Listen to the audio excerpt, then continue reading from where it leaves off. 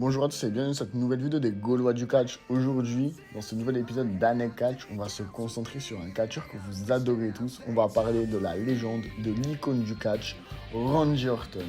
Mais avant que la vidéo commence, n'oubliez pas de vous abonner et de liker la vidéo. Surtout que quand on va arriver aux 1000 abonnés, il y aura un live 24 heures sur cette chaîne YouTube.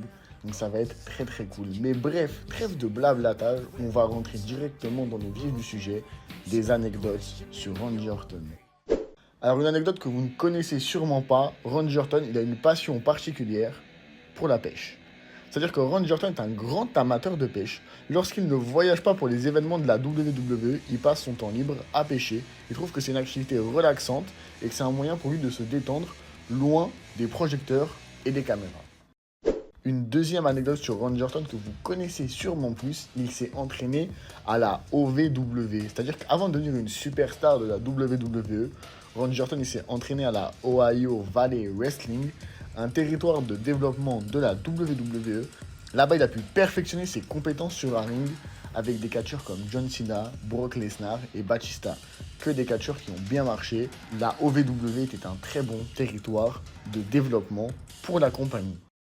Si vous ne le savez pas, Randy Orton il a aussi fait quelque chose où on ne l'attend pas. Il est apparu dans un jeu vidéo de chasse. Randy a prêté sa voix et son image au jeu vidéo de chasse appelé Deer Hunter. Sa passion pour la nature et la chasse a rendu cette collaboration naturelle, même si elle est restée méconnue du grand public. Même moi, je ne la connaissais pas. C'est quand j'ai fait mes recherches pour des anecdotes que je l'ai trouvée. Si vous ne le savez pas, Randy Orton, il adore collectionner les voitures. C'est-à-dire qu'il a une passion pour les voitures classiques. Et il en possède plusieurs dans sa collection personnelle. Il aime restaurer et conduire des véhicules vintage. Un hobby qui lui permet de se décontracter dans sa vie de catcheur professionnel, loin des caméras, histoire de s'isoler un peu. Mais Randy Orton, il a des passions, mais il a également des peurs et des phobies. Malgré sa carrière de catcheur professionnel et les nombreux moments où il a dû se lancer dans les cordes ou effectuer des sauts, etc., Randy Orton, il souffre d'acrophobie, une peur des hauteurs. Il l'a mentionné plusieurs fois et qu'il devait surmonter cette peur pour certaines scènes dans des matchs, parce que l'air de rien, il a fait certains sauts où il fallait quand même monter. Et quand vous avez l'acrophobie, ça doit être très compliqué pour lui à gérer, mais il le fait plutôt bien. Mais je pense que vous le savez, Randy Orton c'est un blagueur. Randy Orton il aime bien faire des pranks. Il est connu en coulisses pour être un farceur notoire. Il aime faire des blagues à ses collègues catcheurs, parfois même en utilisant des techniques assez élaborées. Ses farces ont contribué à son image de bad boy et aussi sa popularité dans les coulisses. Mais ça lui a également valu quelques soucis personnels avec certaines personnes. Et si vous ne le savez pas, Randy Orton, il a une passion véritable pour les serpents. Il est fasciné par ça, ce qui lui a inspiré son surnom de The Viper. Il a même mentionné qu'il aimait regarder des documentaires sur les reptiles et qu'il possédait plusieurs serpents de compagnie à un moment donné de sa vie. Et Randy, il a un talent que peu de gens savent, mais que beaucoup de catcheurs ont, c'est que c'est un artiste talentueux. Il a un talent caché pour la peinture. Il aime peindre pendant son temps libre. C'est une véritable passion qu'il trouve apaisante et thérapeutique. Il a même partagé certaines de ses œuvres sur les réseaux sociaux, surprenant ses fans par ses talents artistiques. Là, il y a une anecdote que beaucoup de gens savent, c'est que Randy, il a eu une carrière cinématographique. Même s'il l'a répété, il ne quitterait pas la WWE pour se consacrer seulement à Hollywood. Mais il a joué dans quelques films produits notamment par la compagnie, notamment 12 Rounds 2 ou The Commanded 2.